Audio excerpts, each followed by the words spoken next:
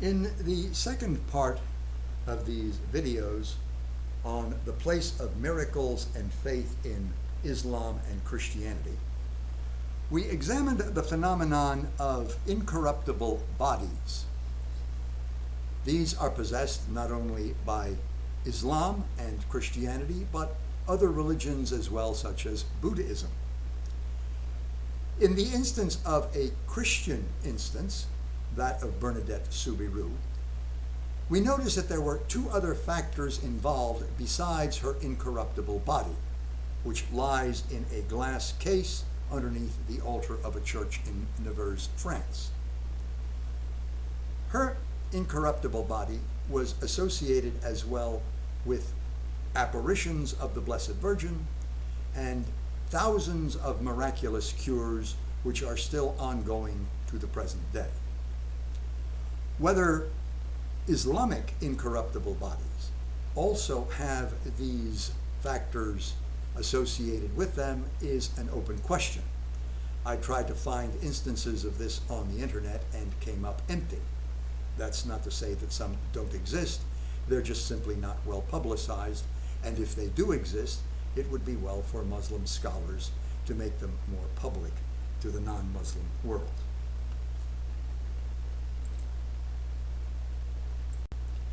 Now, visitations from heavenly beings, Jesus Christ, the Blessed Virgin, other saints, and so on, have been an ongoing narrative in Christianity since virtually its beginning. That is the pattern in most of these instances, if not all of them, is that the persons so blessed were individuals in religious life, and they occurred on a singular individual basis only. There was never more than one person involved in the reception of that apparition. In the 19th century, this began to change when laypersons were included in the process, such as Bernadette Soubirous. And in the 20th century, the number was expanded from just one person to three, as in the case of Fatima, Portugal in 1917, where three pre-teenage children, two girls and a boy, all encountered a luminous figure in the field who told them that she was the Blessed Virgin Mary. Those interested in that incident can refer to books, YouTube videos, and even a major motion picture to be released in this year, 2020, that tells us all about those incidences. Between 1961 and 1965, 4 young girls in the Spanish town of Garemedal were blessed with visions of the Blessed Virgin, and in Medjugorje, Yugoslavia, from 1981 to the present, first 6 young persons were given visions, which has since been reduced, it seems, to only 2 or 3. The most dramatic of these Marian apparitions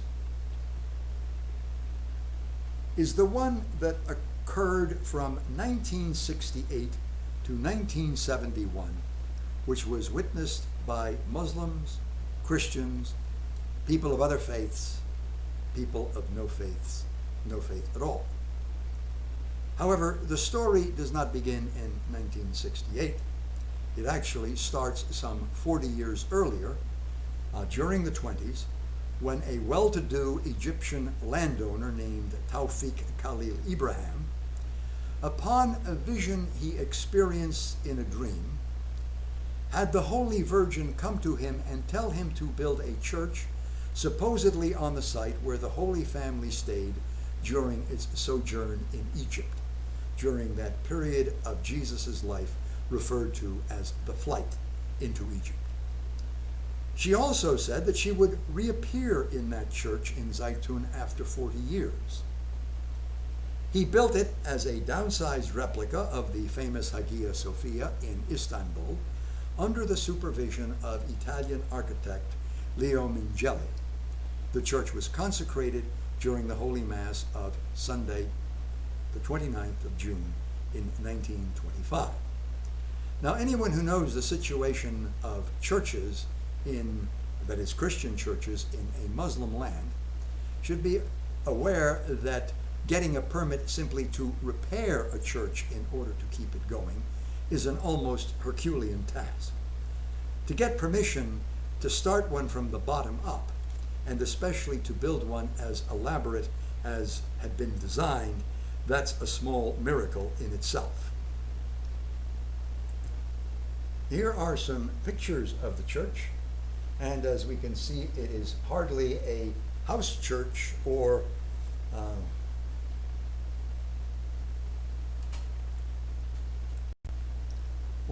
storefront where someone is paying rent month by month in the hope of getting enough congregants in there to fill up the offering basket. We can take a moment to think about the quality of the dream that Tawfiq Ibrahim experienced. It was certainly not the garden variety kind of dreams we all have, where if we give it any thought at all, it's to the symbolism it might contain that might give us an insight or two into some problem or issue we're dealing with. Unfortunately, Mr. Ibrahim did not leave us with a diary or some sort of description of the contents of that dream. We can, however, go to a more recent book, one written by Roy Schoeman, who had a vision of Mary that had to be somewhat similar to the one that Mr. Ibrahim experienced. Roy Schoeman, who writes this book, Salvation is from the Jews, has a complete description in the back of that event, but it's also available on YouTube, where he discusses it, if anyone is interested in that. Roy Schoeman in the 80s was a 30-year-old that had, according to this world, many of the characteristics of a successful career. He was a tenured track professor at Harvard University. However, he felt that life was somewhat disappointing. An issue brought even more clearly home to him by a comment made from another professor who had just become tenured, who upon receiving congratulation for now achieving that status, kind of shrugged his shoulders as if to ask, is that all there is? Well, one June morning on Cape Cod, while Mr. Schoeman was walking along the beach, he had what he called an experience of falling into heaven, or it might also be described as one in which the curtain that separates this world from the next world suddenly fell down and disappeared. What he experienced in this new condition was a degree of meaning that life holds and the depths of divine love for him and for each individual person. He realized that there was much more to life than he had ever imagined. And the love that he experienced of that other person for him was not something that, as we do in this world, assume another person has because of the way they treat us, but that he was, at least in part, able to experience that person's love for him. However, when the dream ended, or the vision ended, it wasn't a dream, it was a vision, he was still left on his own as to what steps he should take in conforming his life to God's will and purposes.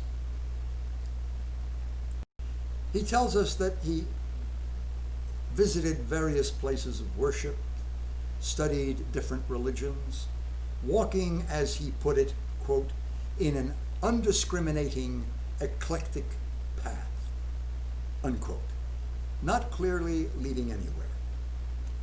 Well, exactly a year to the day, he also had a dream that must have been something of the same sort as Mr. Ibrahim did, of the most beautiful woman in the world that he had ever seen, that he became totally enravished by, and that he instantly recognized as the mother of Jesus.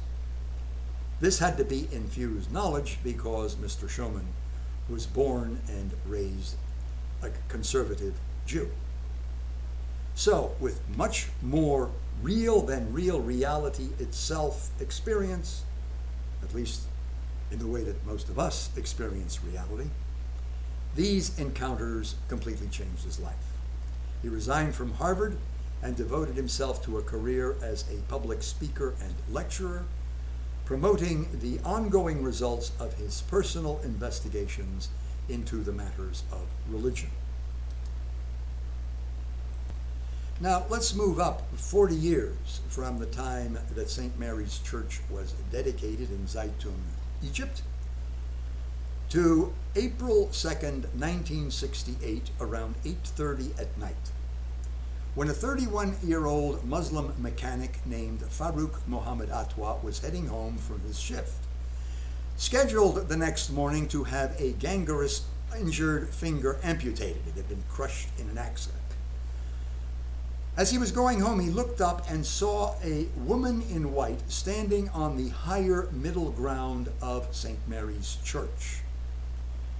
Thinking that she was a possible suicide, he shouted to her not to jump, tried to give her instructions on how to get down from the roof or what could he do to help her, which brought about others to see what the commotion was all about. They all looked up and saw the woman, and after a while, she suddenly became bathed in light, levitated over the cathedral roof in a prayerful posture, and towards its apex, blessed the people, and in a flurry of light, disappeared. Farouk went home the next morning, went to the hospital. The doctors took off the bandage, and lo and behold, his finger was totally cured, looked as good as it had before the accident. People would mill around the streets of the church when dusk came along, wondering if this vision would ever occur again. And 1 week later, their expectations were fulfilled. These visions became fairly frequent. They didn't occur at regular intervals, but some of them lasted only a few minutes when they did. Others would continue on for the better part of an hour, if not even more so. Of course, the wider the information of this, the wider the report of these visions spread throughout Egypt, the more the civil authorities began to take note and wondered whether there wasn't something devious going on here, some kind of light show that people were engaging in to try to fool the masses. And so police conducted an extensive search of the area, hoping to find projection equipment. No such luck. It was then decided that on one of these nights when these apparitions would occur, the electric company would cut off the grid from that part of the city in order to deprive whatever hidden projection equipment somebody might have from the power that it needed in order to function. The apparitions occurred, the power grid was shut off, the apparitions continued. Unused or dilapidated buildings eventually had to be torn down to make room for the ever-growing number of onlookers that would gather in the hopes of viewing what everyone now believed to be the Mother of Jesus. Christians offered prayers of thanksgiving and petitions. Muslims recited Quranic verses that referred to Mary. Many came looking for cures, and some had their requests answered, including Dr. William Nasheed Zaki, once director of the Masara Unit for Medical Treatment, who on May 30th, 1986, was cured from a 13-year hernia deficiency after praying to the Virgin. And believe me, having had hernia problems for close to a score of years, I have a pretty good idea of exactly what he went through. On May 5th, 1968, the Coptic Patriarch of Alexandria, Kyrillos VI, declared the visions authentic, and a commission sent by the Vatican as observers confirmed the Coptic Church's official ruling as well. Certainly hundreds of thousands, possibly over 1 million people, Muslims, Christians, and those of other faiths, even atheists, experienced these events, including then President Abdel Nasser. These sightings, which ceased at the end of 1971, were widely reported in the Egyptian press and ushered in a period of reduced tension between Muslims and Christians in the country. In fact, there is even a picture, I wish I could have brought it up, but I couldn't find it, of Abdel Nasser and the Patriarch of Alexandria holding hands at a meeting which they had, one of several meetings which took place. In the United States, the New York Times, through an article by Eric Pace and another by Thomas F. Brady in 1968, had short little columns on these events, but none after that. Heaven might be speaking, but the secular press was not taking much notice, although that is understandable. After all, this was the late 1960s, when the United States was in the throes of the Vietnam War, and so far more attention was given to that, as well as the conspiracy theories surrounding the deaths of the Kennedy brothers, as well as the possible wars that would be going on with Egypt and its Arab neighbors. There's also the fact that reporters, just as with historians, like to include the 5 W's in any narrative which they write: who, what, when, where, and why. Now, in the case of a miracle, sometimes that's difficult. The what happened, the where it happened, and the when it happened. 1 million people saw an apparition. Where did they see it? At Zeitoun. When did they see it? At certain dates between 1968 and 1971. In the case of the who, here it's pretty easy because 1 million people testified to the fact that they were convinced that this was the Blessed Virgin Mary.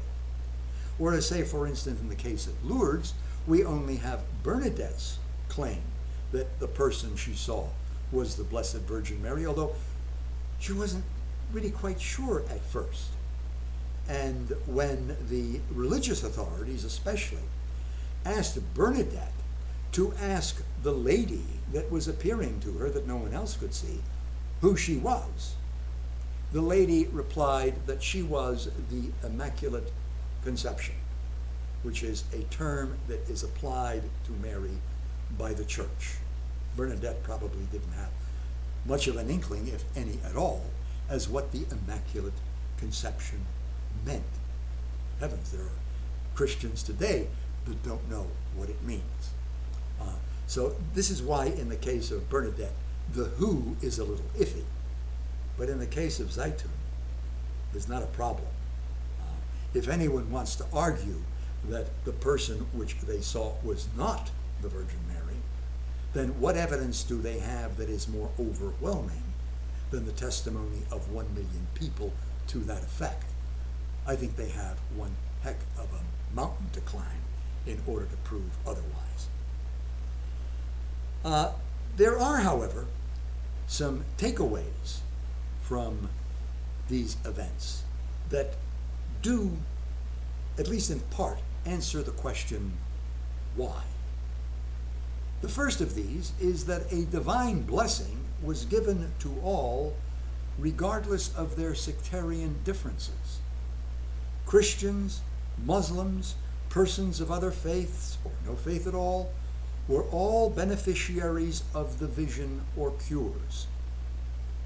These could only be explained as somehow divinely caused. These signs and wonders indicate a divine solicitude for every human being. There are, however, some questions that Muslims themselves can answer about these events. The first is that why, if Islam is, as Muslims claim, the preeminent prophetic religion, the one which now supersedes all those that came before it, Why does Mary ask for a Christian church to be built rather than a mosque? Why does she appear on top of that church rather than on top of some Islamic place of worship or some Islamic shrine? A church where, according to Islamic beliefs, heretical, if not blasphemous, rites would be celebrated. Is this the kind of message that heaven should be sending to direct persons on a more proper, straight path, which they should be taking in their efforts to do God's will and to do it more fully? Seems like we have something of a mixed message here. Now, to Christians, especially of the evangelical form, what does the high visibility of Mary in these apparitions, not only at Zeitoun, but at Lourdes, France, Guadalupe, Mexico, Fatima, Portugal, Garabandal, Spain, Medjugorje, Yugoslavia, and so on, say about her status in the mind of the Reformed Christian communities that so often ignore or dismiss or demeans her status, and in some instances even ridicules those other Christian communities for holding her in some kind of high esteem? Is a reevaluation of her importance called for here? Well, some Protestants already have done so. In his book on Medjugorje, Wayne Wiebel, a Lutheran, gives a pretty thorough account of the events that took place among the at first 6 visionaries and that continues on to the present day. Wayne Wiebel is quite a promoter of Medjugorje, not only writing tracts and having a kind of journal that keeps people up to date, but he even gets together groups of Protestant pilgrims and takes them over there for a visit. For the sacerdotal forms of Christianity, Orthodoxy and Catholicism especially, what is to be made of Mary being given such a prominent visibility and role by heaven in the missionary activity of the church? Is there some subtle message here, hinting at a reevaluation of the place that women could and should play in the life of and the decision-making policies of the church? Hopefully, Zeitoun is a harbinger of heavenly aid still to come that is hoped for in some circles and prophesied in others. As to those who hope for them,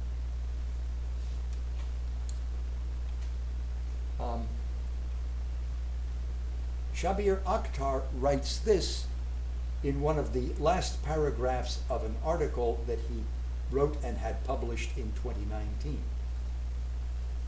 One admittedly heretical hope is that perhaps God will decide to perform a dramatic and universal modern miracle to disambiguate our current ambiguous human condition.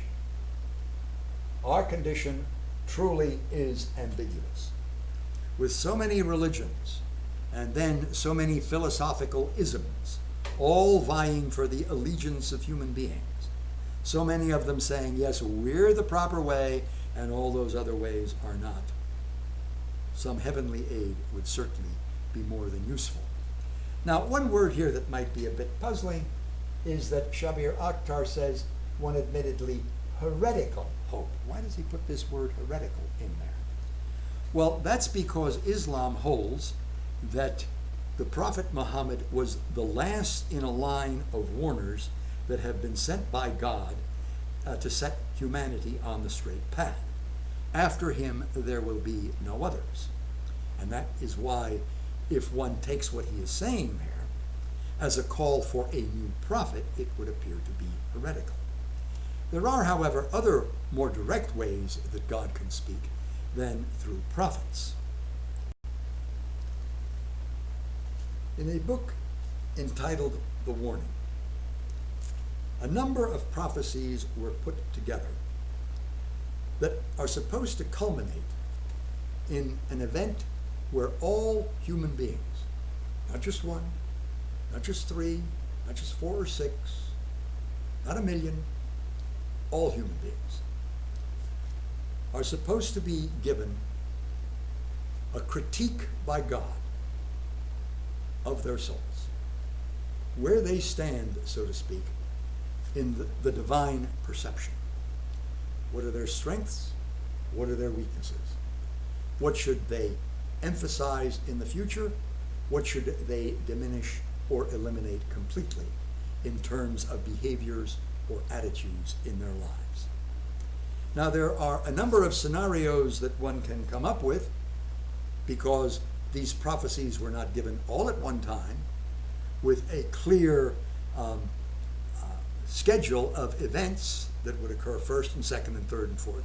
They can occur in a number of different ways. But the ending is always the same. A general worldwide illumination where what is true and what is good, what is right, will be made clearer to us so that humanity can move on to the next step of its process in trying to do God's will as fully as it can.